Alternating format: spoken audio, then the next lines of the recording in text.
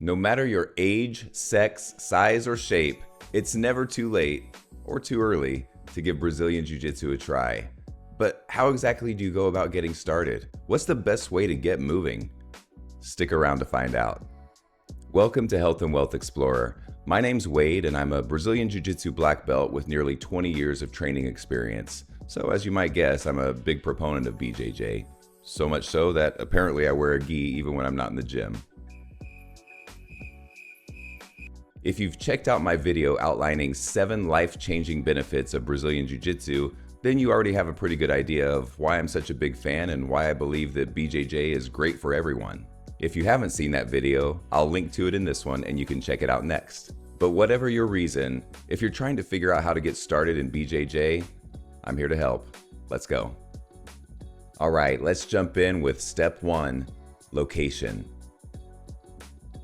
As they say in the world of real estate, it's all about location, location, location, and location can play an important role in your BJJ journey too. This is true for your location, the location of your BJJ school, and more importantly, the relationship between your location and the location of your BJJ school. A quick side note before we go any further, I tend to use the terms gym and school interchangeably when I'm talking about jiu-jitsu. I think of a school as a place of teaching and learning, and a gym as a place of exercise and athletic activity, and I think both apply here. Is it a BJJ school? Yes. Is it a BJJ gym? Yes. Okay, with that out of the way, let's get back on track. Your location is important because depending on where you live, you may have reasonable access to a number of different BJJ schools, or at the opposite end of the spectrum, you may have access to very few BJJ schools, or worst case scenario, no BJJ schools. So the flexibility that you have in trying to find the right BJJ school for you, which I think is the most important thing, finding the right school for you, it might be great or it might be very limited depending on where you're located. Years ago, when I was looking to start BJJ, I knew that I'd be a lot more likely to follow through and stick to it if the gym was conveniently located and easy to get to. So I specifically looked for gyms that were either close to my work or close to my home, and that's what I would recommend for you too, assuming that your location gives you that option. I ended up deciding on a school that was very close to my work, just a couple of blocks from my office, and I did that for a couple of reasons. For one, when I left work, I usually had a long, frustrating, traffic-filled commute home. By choosing a school that was close to my office, I was able to go there right after work, get in an awesome training session, and then by the time I was done and ready to head home, traffic was gone and I had a way easier and way less frustrating drive home. Plus, by not going home first and going straight to BJJ class, I avoided the trap of going home and settling in and giving myself the chance to talk myself out of going to class. So here's what I did and what you can do too to find a BJJ school. Super easy. Just go to Google Maps, type in your home address, select the option to search nearby, and then do a search for BJJ. Check out the results to see what options are nearby, check out the websites, read the reviews, and make a list of contenders. Then repeat the process, this time using your work address. But I didn't choose my BJJ school based solely on location. Even though I did end up picking a school that was very close to my office, there were other factors involved. With your list of contenders in hand, it's time to give each school a call or just stop by. Check out the class schedule, go watch a class in person. Better yet, see if the school offers a free trial class or maybe a free trial period like a free week or a free month so that you can actually step on the mat and get the real feel of what it's like to be in a BJJ class. The idea of this test drive is to experience the school in person, not just from reading the reviews of other people, and to get a sense of the overall vibe of the place. Check out some of the fairly objective characteristics of the school. Is it a large or small facility? How many instructors are there? How many students are there? These will be your teammates and your fellow students that you'll ultimately get to spar with. What does the class schedule look like? Your progress in jiu-jitsu will greatly depend on how often you train, so are there classes available on a variety of days and at a variety of times? Is there a beginners only class? Is the gym clean and orderly? What amenities are offered, like a shower, maybe a sauna, a locker room, things like that? Does the school offer any other classes besides jiu-jitsu? What's the parking situation? There's nothing worse than having to hunt for a parking spot when you're trying to get to class.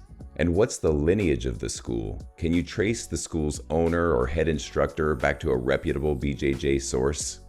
But also work through some of the more subjective characteristics of the school.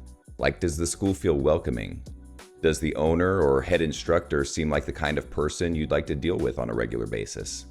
Do the assistant instructors or coaches seem like they're knowledgeable and seem like they care about the students?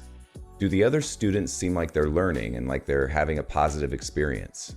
Does the school seem to have more of a focus on building competitors for BJJ competitions, or does it have more of a family focus? It can have both, but if it seems to really only have one focus or to be heavily skewed in one direction or the other, then make sure it's the direction that you want. Like I said before, the purpose of this test drive is to get a sense of the overall vibe of the school from your own personal experience and to help determine if it's the right school for you. Okay, moving on to step 3, what about kids?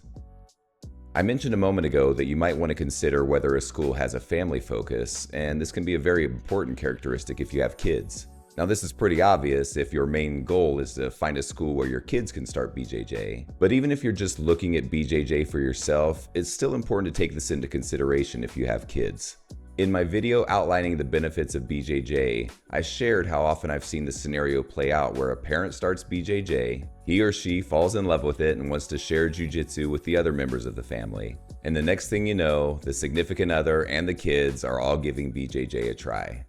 Jiu-Jitsu definitely has a strong potential to turn into a family affair. So if you have kids and you think there's even a remote possibility that they might get involved in BJJ too, make sure the school you choose has a solid program for kids. Moving on to step 4, cost. While I don't think cost should be the main factor in choosing a school and getting started in BJJ, of course it's going to be part of your decision-making process. Taking Jiu-Jitsu classes isn't cheap in general, but the costs can vary widely from school to school. Obviously, you need to choose a school that you can afford, but don't just choose the school with the lowest price by default. When you're assessing affordability, you need to consider the overall value that the school provides and also take into account those objective and subjective characteristics that we talked about earlier. But there are definitely some cost-related items that you need to consider. Like equipment. What equipment does the school require? Almost all BJJ schools will offer gi training, which is training in the traditional BJJ gi or uniform, which consists of a jacket, pants, and a belt.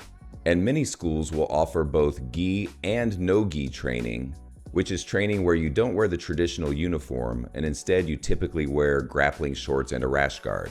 And there are some schools that only do no gi training, so in those cases you wouldn't need to purchase a gi at all.